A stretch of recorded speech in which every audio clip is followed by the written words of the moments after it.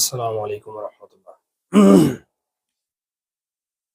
একটা গল্প বলি ছোট্ট।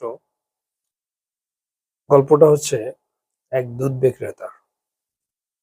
এক দুধ বিক্রেতা প্রতিদিন সকালে ফজরের সময় ঘুম থেকে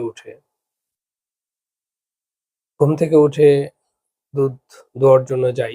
বাড়ি বাড়ি বিভিন্ন বাড়ি বাড়ি যাই, এক দুধ দই এবং দুধগুলা নেওয়ার পরে আবার সেই দুধ যেসব বাড়িতে উঠানা বলি আমরা, মানে উঠানা করা আছে, প্রত্যেকটা বাড়িতে গিয়ে গিয়ে দুধগুলা দেয়।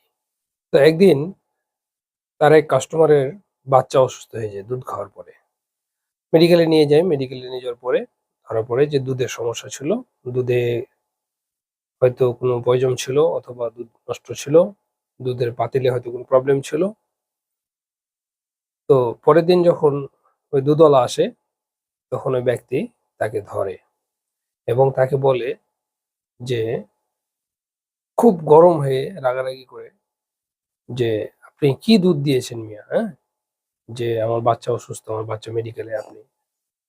তখন ওই দুধওয়ালা বলছে যে, আপনি এত গরম না হয়ে, এত চড়া না হয়ে আপনি আগে আমার কথা শুনেন।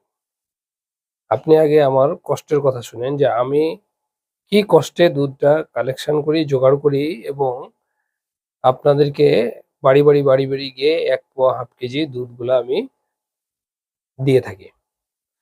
এমনকি এই দুধের টাকা আপনারা আমাকে দেন না। টাকাটা দেন আমাকে মাস শেষে। তা আগে আপনি আমার পরিশ্রম দেখেন। আমি কত পরিশ্রম করে তারপরে আপনাকে দুধটা পৌঁছাই।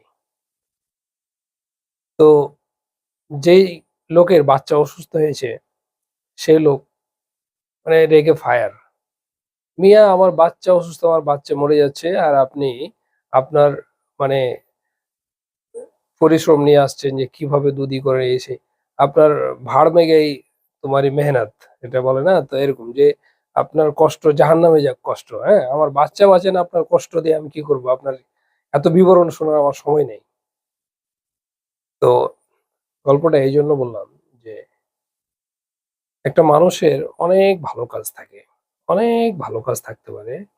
কিন্তু হাজারো লক্ষ ভালো কাজের মধ্যে যখন শিরক ঢুকে যায়, যখন ঈমান বিধ্বংসী কোনো আমল আসে, তখন এই ভালো কাজের আর কোনো মূল্য থাকে না। তখন এই ভালো কাজ আর ৪ পয়সা কোনো দাম থাকে না।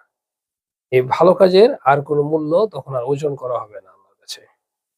এটাই হচ্ছে শিরক, এবং যেটা এমন কিছু কাজ যেটার দ্বারা মানুষের কুফর, যেটার দ্বারা মানুষের ঈমান নষ্ট হয়ে যায়, ভঙ্গ হয়ে যায়। তো সেখানে আর ভালো কাজের আর কোনো মূল্য থাকে না। এটার আর মূল্যহীন, অর্থহীন।